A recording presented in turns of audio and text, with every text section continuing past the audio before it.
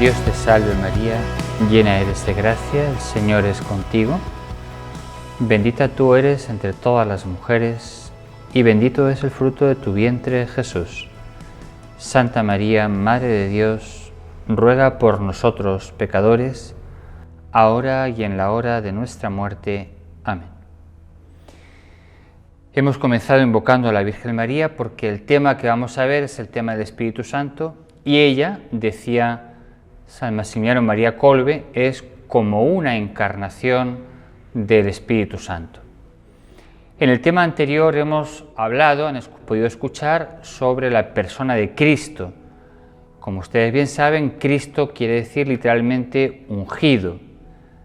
Jesús es aquel que, ungido por el Espíritu Santo, por la acción del Espíritu Santo, el Verbo se ha hecho hombre.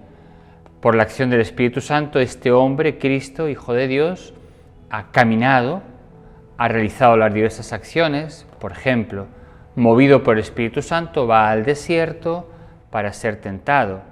En el Espíritu Santo alaba gozoso al Padre porque ha revelado estas cosas a los pequeños. Por la fuerza del Espíritu echa a los demonios.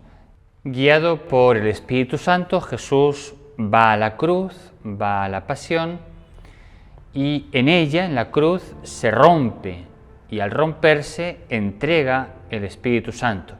San Juan dice, entregó su espíritu, lo cual puede decirse o puede entenderse, entregó su alma o entregó el Espíritu Santo. Y el mismo San Juan nos cuenta cómo, cuando fue atravesado por la lanza del soldado, manó del costado de Cristo, manó sangre y manó agua. En todo el Evangelio de San Juan, el agua es el agua viva, es la personificación, la imagen del Espíritu Santo. Jesús mismo había dicho en el Evangelio de San Juan, les conviene que yo me vaya, porque si no me voy, no viene a ustedes el Espíritu, pero si yo me voy, vendrá a ustedes el Espíritu Santo. Es este mismo Espíritu Santo quien resucita a Jesús de entre los muertos, quien lo lleva al cielo, y desde el cielo, sentado a la derecha del Padre, Cristo envía el día de Pentecostés de una forma ya plena el Espíritu Santo. Por tanto, miramos a Jesús y decimos, ¿quién es? El ungido, el lleno del Espíritu Santo, y aquel que, estando lleno del Espíritu Santo, lo comunica a aquellos que han sido elegidos por él para ser parte de su cuerpo místico. En los Hechos de los Apóstoles, la Iglesia, prolongación de Cristo, prolongación histórica del cuerpo de Cristo, aparece también toda ella como llena del Espíritu Santo, como sostenida, alentada, guiada, movida por el Espíritu Santo. Y constantemente hay diversas, no solamente el primer Pentecostés, el capítulo 2, sino aparecen diversos pequeños Pentecostés en los que se muestra cómo la Iglesia es aquella que, recibiendo el Espíritu, se lo comunica también a todos aquellos que se van adhiriendo a este nuevo camino que es la vida cristiana. ¿Y el cristiano quién será? El cristiano es aquel que, movido por el Espíritu Santo, se incorpora a Cristo, se hace una sola cosa con Cristo y en Cristo queda hecho hijo del Padre. Por tanto, el Espíritu Santo es aquel que hace posible que el hombre, unido a Cristo, empiece a ser hijo de Dios, viva como hijo de Dios, esté lleno de la vida divina. Por tanto, para nosotros, el Espíritu Santo es fundamental. Sin el Espíritu Santo no podríamos ser hijos de Dios. Sin el Espíritu Santo no somos divinizados. La vida cristiana es vida divina, es decir, vida en el Espíritu Santo. ¿Quién es, podríamos decir, este Espíritu Santo? Que se constituye como el alma de Cristo, como el alma de la Iglesia y como el alma del hombre creyente, del cristiano.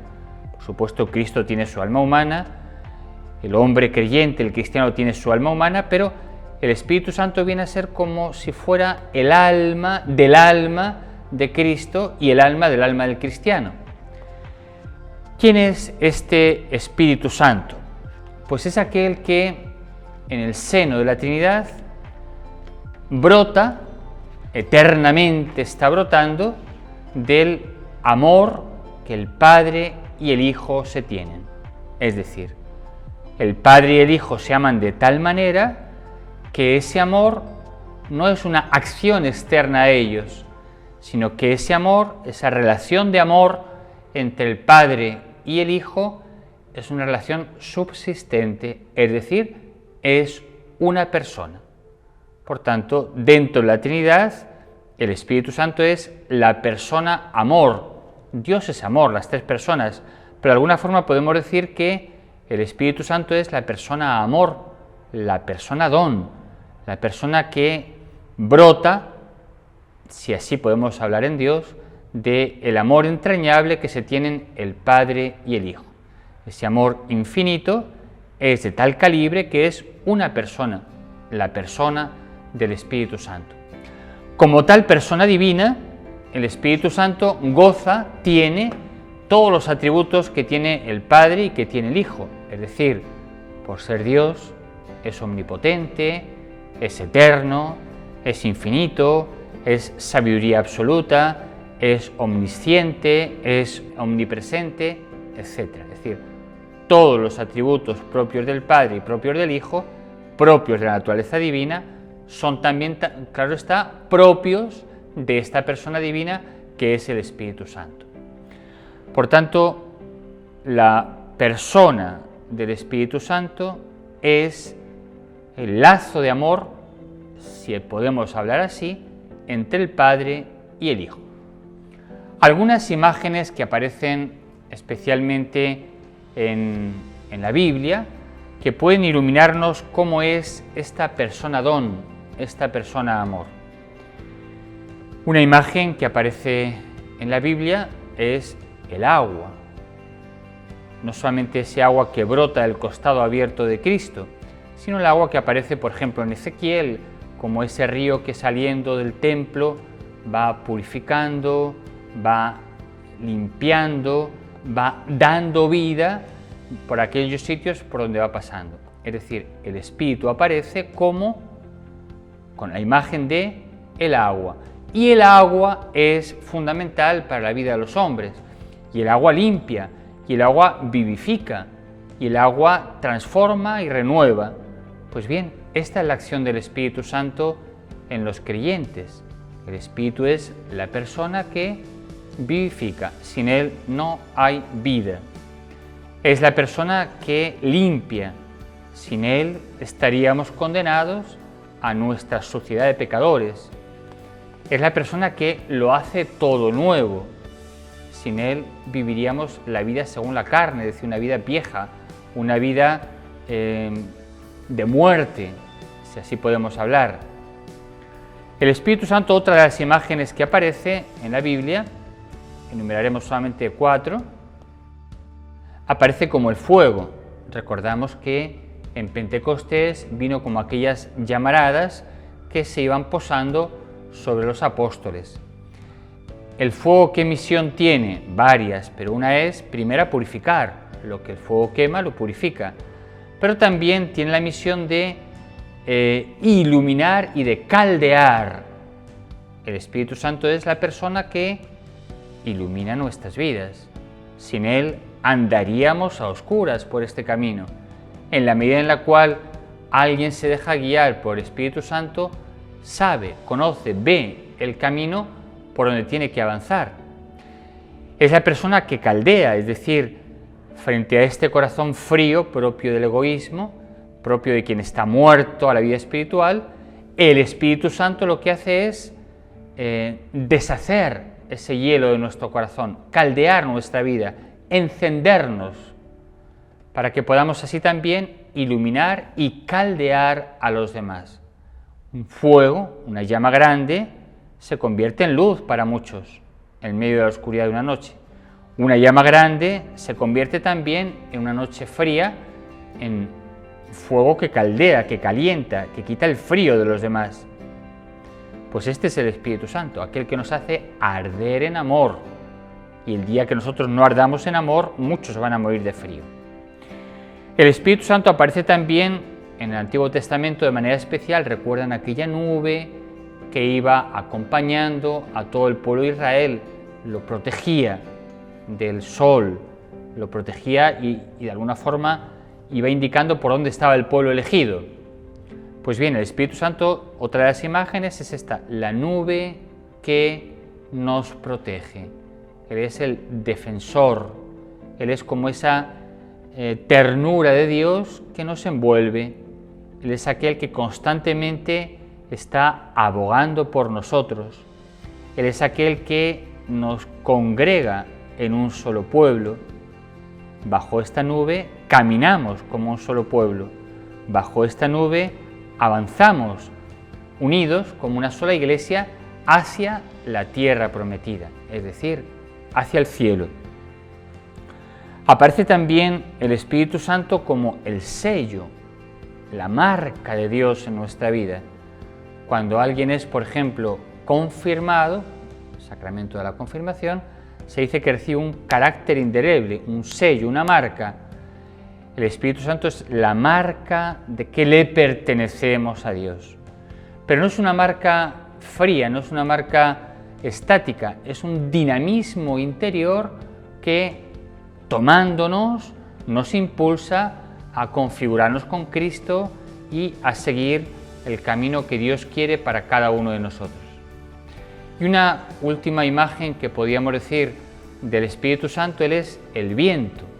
También en Pentecostés aparece así como ese viento huracanado que entra donde están los apóstoles y transforma totalmente la vida de estos hombres, que eran hombres que habían traicionado a Cristo, que eran hombres llenos de miedo porque iban a ser perseguidos. Pues bien, entra este viento recio y a estos hombres miedosos, estos hombres traidores, pecadores en suma, el Espíritu Santo los transforma, los convierte en testigos de Cristo.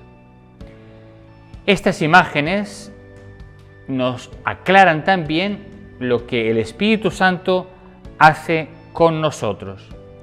Él es el defensor, Él es también el consolador, Él es el que nos guía hacia la verdad plena, Él es el que nos hace gustar y saborear las cosas de Dios, Él es ese impulso vital, ese viento que, como una barca en alta mar, si extiende sus velas, ese viento la impulsa. Nosotros, si extendemos nuestras velas, este huracán, este viento que es el Espíritu Santo, nos impulsa por los caminos del Evangelio. En suma, el Espíritu es el que nos capacita para vivir al estilo de Cristo, es decir, para vivir plenamente el Evangelio. ¿Qué más podemos decir que el Espíritu Santo hace en nosotros? Pues veamos. Pentecostés, recuerden capítulo 2 de Hechos de los Apóstoles, no es un momento que ocurrió y ya, ahí terminó, no es un momento puntual en la historia de la Iglesia. Pentecostés es como una estructura que está dentro de la Iglesia, es una manera de ser de la Iglesia y es un elemento estructural en nuestra vida cristiana. Es decir, Pentecostés no podemos verlo como algo que sucedió y ya, sino que Pentecostés permanece constantemente en el interior de cada uno de nosotros. Pentecostés permanece constantemente en el interior de toda la Iglesia. Por tanto, vivimos continuamente recibiendo el Espíritu Santo como en Pentecostés. Somos como incorporados al único Pentecostés. ¿Qué significa eso?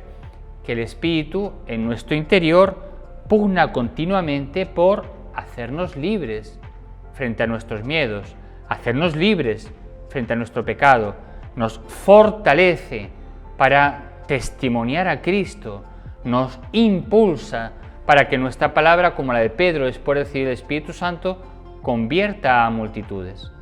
¿Qué hace entonces el Espíritu Santo? nos convierte en un Pentecostés continuo.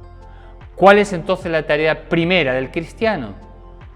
Incorporarse a ese Pentecostés, unir su vida a ese Pentecostés, ser un receptáculo de ese Pentecostés para que en él, en el cristiano, pueda hacerse efectiva la vida cristiana. Si los apóstoles no hubiesen estado en el cenáculo recibiendo al Espíritu, nunca hubieran sido apóstoles de Cristo. Habían quedado como hombres que conocieron a Jesús, pero nada más. Al estar en Pentecostés, el Espíritu los hace verdaderamente apóstoles vivos de Cristo. Nosotros, si conectamos con el Pentecostés que llevamos en nuestro interior, nos convertimos en cristianos vivos, cristianos auténticos, cristianos que son testimonio de Cristo en medio del mundo. Esto es lo que hace el Espíritu Santo. ¿Qué más podemos decir que hace el Espíritu Santo? Nos capacita para ser hijos de Dios. Hijos son aquellos que viven según el Espíritu. Recuerden el capítulo 8 de la carta a los Romanos. Todo el que ha recibido el Espíritu de Dios queda hecho hijo de Dios. ¿Qué hace entonces el Espíritu Santo? Me convierte en miembro de la familia de Dios. Si tengo el alma propia de los hijos de Dios, soy de la familia de Dios y puedo entender a mi Padre Dios y puedo dialogar con mi Padre Dios y puedo tener familiaridad con el Padre Dios. Para poder entenderme con los humanos, necesito tener un alma humana. Para poder ser acogido en un grupo de personas humanas, necesito tener como ellos esta dimensión de persona humana que viene dada por el alma humana. Si tuviese alma de animal, no podría participar en la familia de los humanos. Estaría en otro grupo completamente distinto. El Espíritu Santo, morando en nuestro interior, nos capacita para poder pertenecer a la familia de los hijos de Dios, es decir, a la Iglesia. El Espíritu, por tanto, es el que, incorporándome a Cristo, me hace hijo del Padre y me hace de la familia de los hijos de Dios. Sin el Espíritu Santo seríamos simplemente criaturas humanas. Eso es mucho, es muy valioso, pero obviamente es infinitamente más valioso tener en nosotros la participación en la naturaleza divina. Y esto es lo que el Espíritu Santo obra en nosotros, nos hace partícipes de la naturaleza divina y por tanto nos hace capaces de vivir al modo divino. En el bautismo ya hemos recibido, y en la confirmación se enraiza de alguna forma mucho más, lo que se llaman los dones del Espíritu Santo. ¿Qué son los dones del Espíritu Santo? Son como una capacidad interior que Dios nos da para poder vivir al estilo divino. ¿Qué hace entonces el Espíritu Santo? Nos saca de nuestros modos limitados, humanos, temporales, y nos hace capaces de vivir al modo divino. Fíjense, por ejemplo, cuánta es la diferencia entre un santo y uno que no es santo. El santo vive impulsado por los dones del Espíritu Santo, y eso hace que viva con una fuerza, con una facilidad de la vida cristiana, con un ardor que quien no está guiado por los dones del Espíritu Santo no lo vive así, vive mucho más al modo puramente humano. Entonces, tarea, misión, don del Espíritu Santo, el que es la persona don del Espíritu Santo es hacernos capaces de vivir por encima de las limitaciones humanas, vivir al modo divino. Se suele poner esta comparación en la vida cristiana, en la diferencia que hay entre funcionar solo en la vida cristiana con virtudes o funcionar con los dones del Espíritu Santo. Se suele poner esta comparación: cuando vas en una barca remando, te cuesta, avanzas poco, se te hace más difícil, te cansas. Cuando en cambio desplegas Despiegas una vela en esa barquichuela, la barca avanza mucho más rápido, sin esfuerzos, sin dificultades y con una rapidez evidentemente mucho mayor.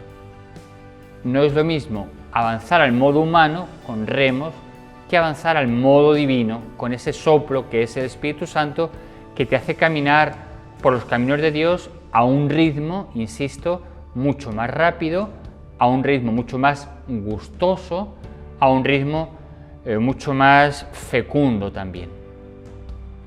¿Qué más nos hace el Espíritu Santo de lo que venimos ya hablando? Pues Él nos capacita para ser testigos de Cristo. Testigo es la persona que está experimentando las maravillas de Cristo. Testigo no es solamente aquel que ha visto, que ha tocado a Cristo, que ha conocido en carne propia, por así decir, al Señor. Testigo es aquel que está experimentando a Cristo en su interior, que lo está experimentando en su vida. Testigo es aquel que no es capaz de vivir sin Cristo. ¿Cómo podemos hacer esto? ¿Con nuestras solas fuerzas humanas? No, es imposible. Pero si recibimos al Espíritu Santo, si nos dejamos guiar por el Espíritu Santo, entonces sí nos convertimos en testigos de Cristo en medio del mundo. Testigos y apóstoles. El Espíritu Santo es el que a esos hombres timoratos que estaban en el cenáculo después de la muerte de Jesús, a esos hombres el Espíritu Santo se ha convertido en apóstoles enérgicos, cuya palabra tiene fuerza de convertir. ¿Qué hace conmigo? ¿Qué hace con nosotros el Espíritu Santo? Convertirnos en apóstoles, es decir, en personas que tienen una fuerza nueva, que su palabra tiene una capacidad de convertir a los demás. Apóstoles que hablan en nombre de Dios, con la fuerza de la palabra de Dios y por tanto tienen la capacidad de gestar vida cristiana en aquellos a quienes se dirigen. ¿Qué más hará en nosotros el Espíritu Santo? Lo que hizo en Jesús, guiado por el Espíritu, lleno del Espíritu, Cristo, el ungido, lleno del Espíritu, llega a la cruz y desde la cruz envía, dona su Espíritu a los demás.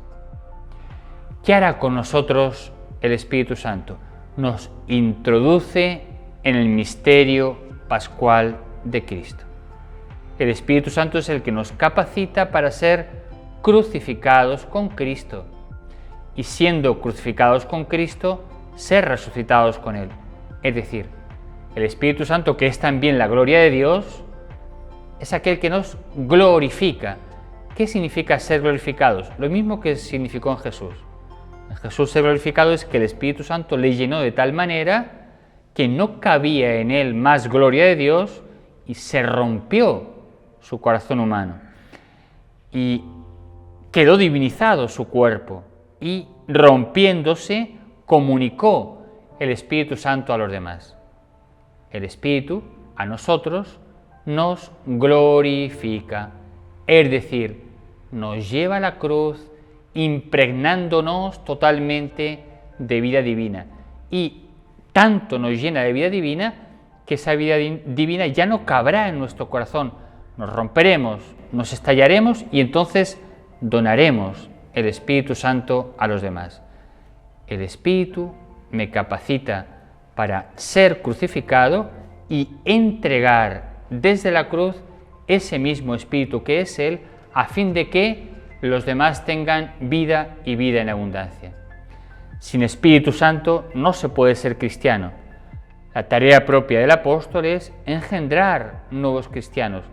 ¿Cómo lo haré?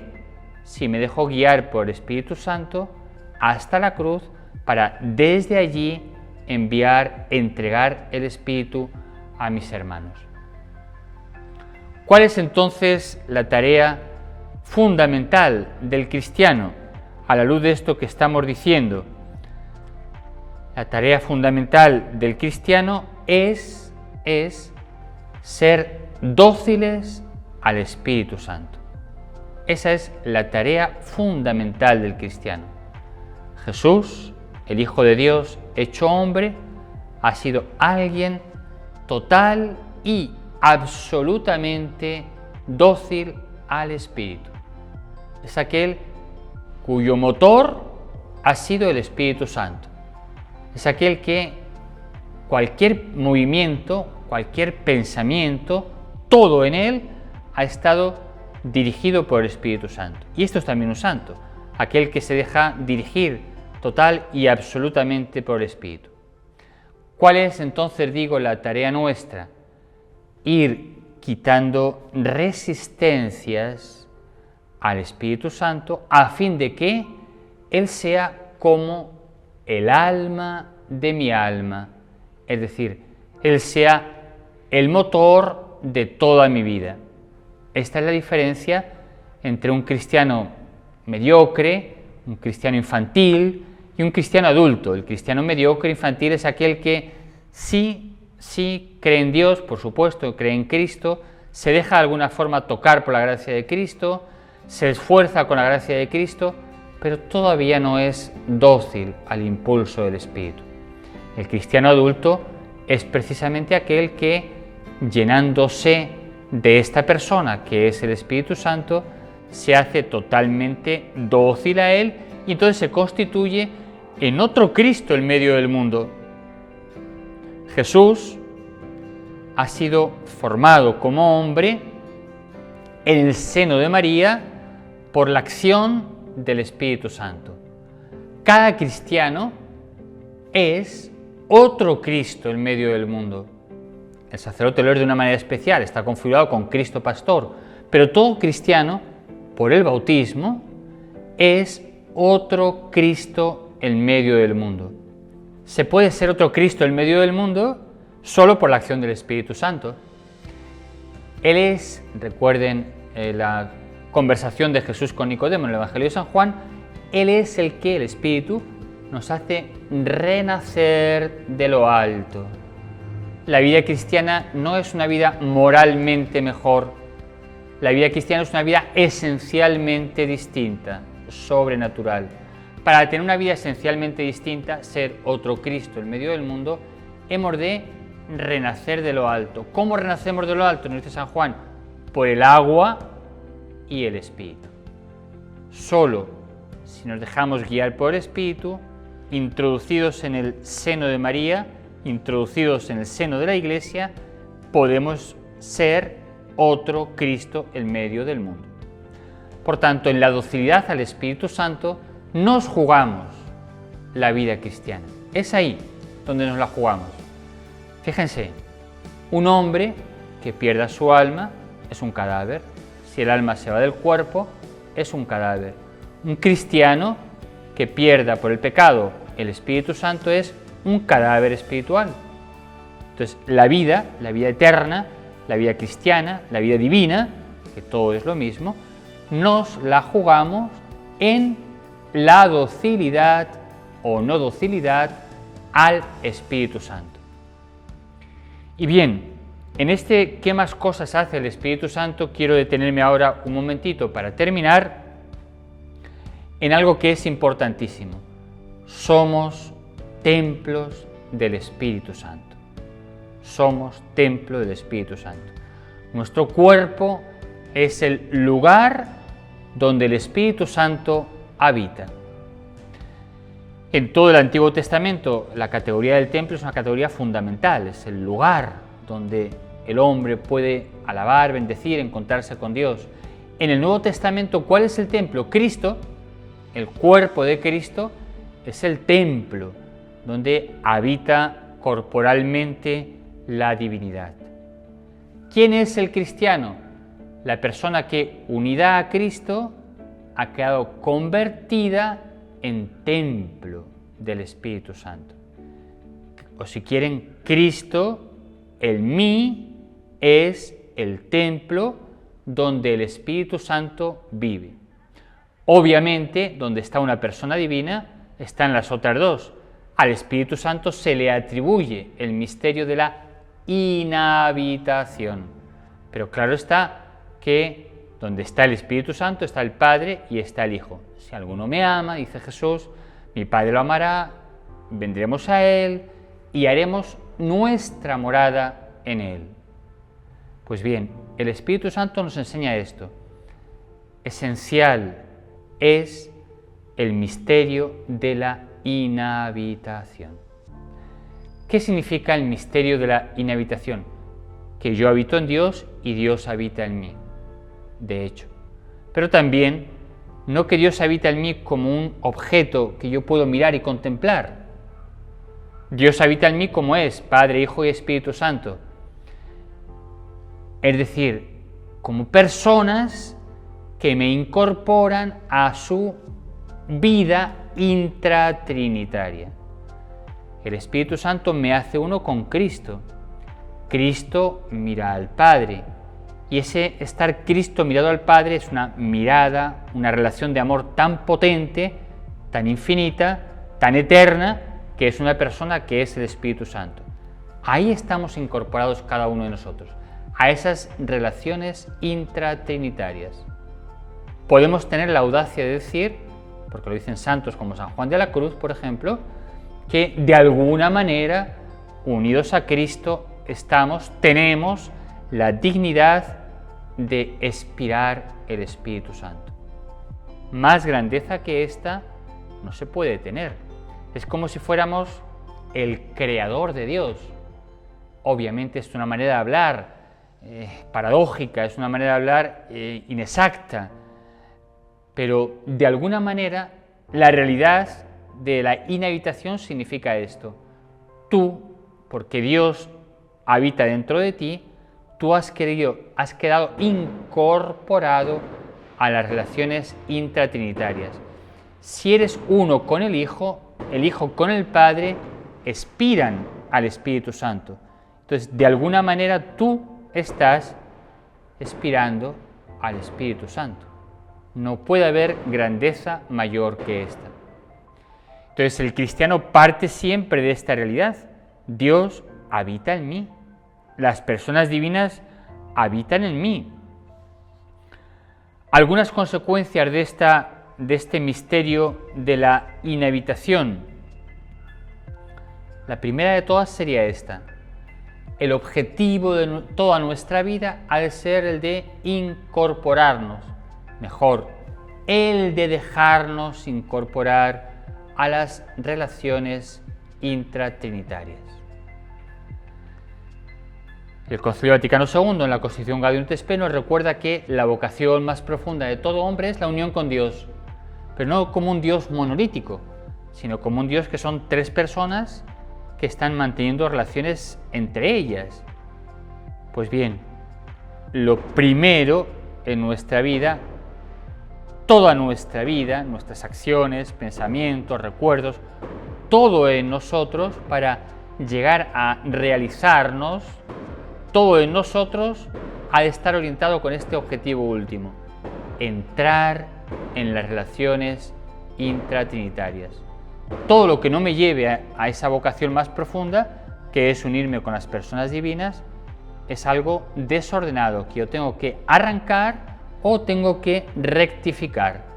Pero, insisto, el objetivo último de un pensamiento, de un acto, de un recuerdo, de una relación con los demás, de una obra cualquiera, el objetivo último es que eso me introduzca mucho más en el Dios que me está habitando.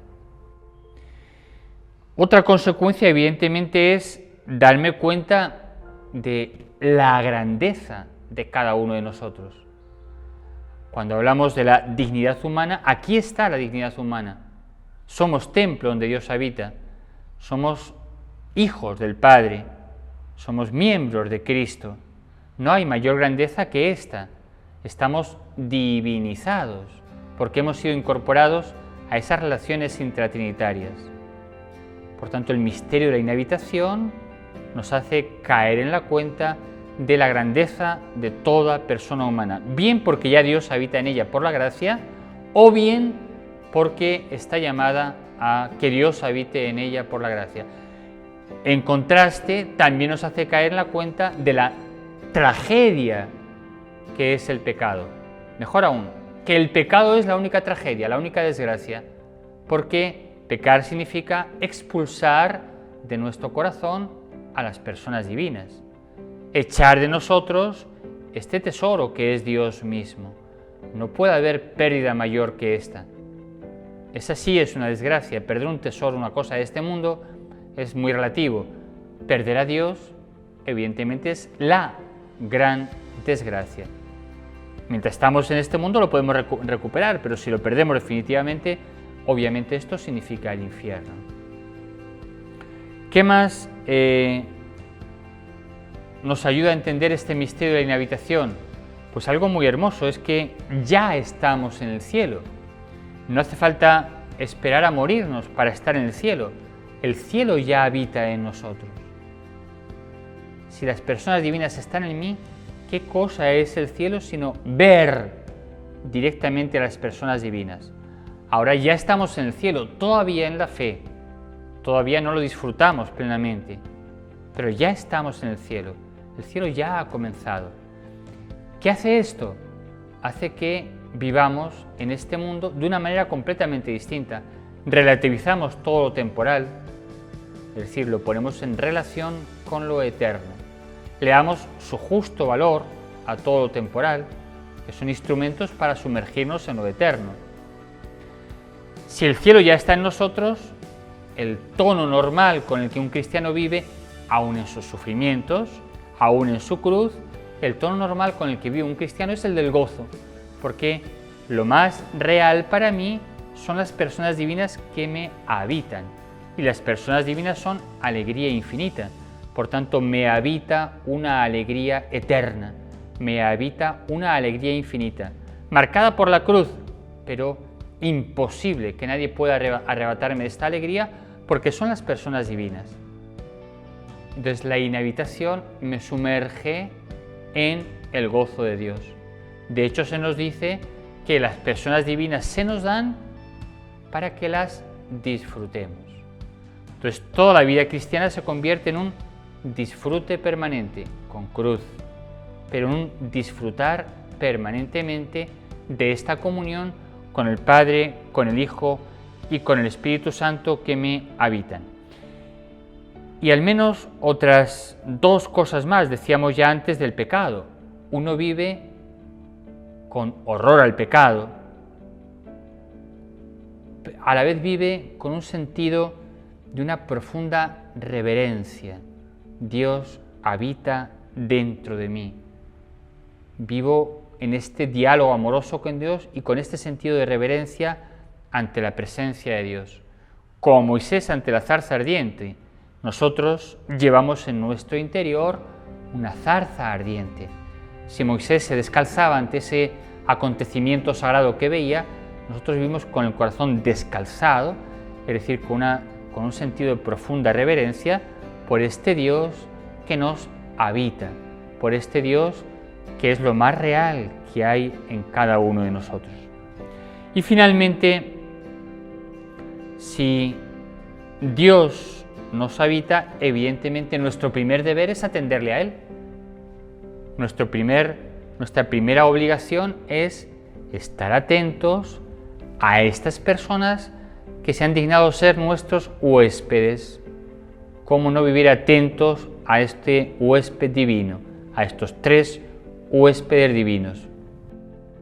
Pero además de vivir atentos a ellos, y esto sería en el fondo lo mismo, la presencia de las personas divinas en mi corazón me lleva a vivir esta conciencia de que ellos están dentro de mí y me lleva a algo muy propio de la vida cristiana que llamamos oración continua.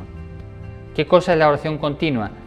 Este estar percibiendo, este estarse experimentando constantemente como alguien donde reposan el Padre, el Hijo y el Espíritu Santo.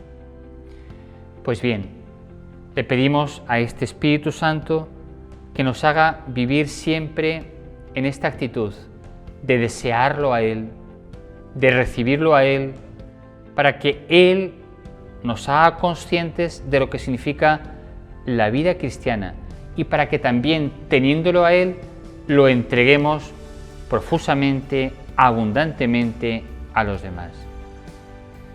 Te damos gracias, Señor, porque a través de tu herida en el costado abierto nos has dado el don del Espíritu Santo, que nos capacita para ser hijos del Padre, que nos hace vivir ya plantados en el cielo, que nos hace templos donde tú, Señor, estás habitando.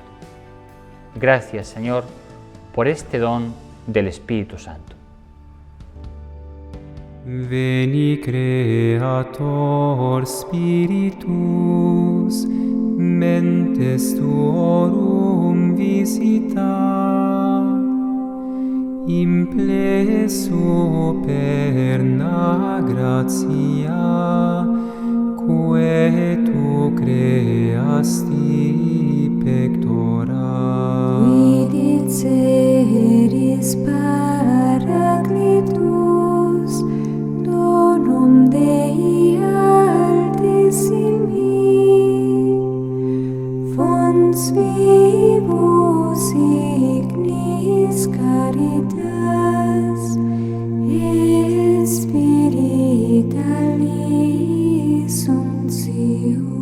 Tu septiformis munere, dextre Dei tu digitur,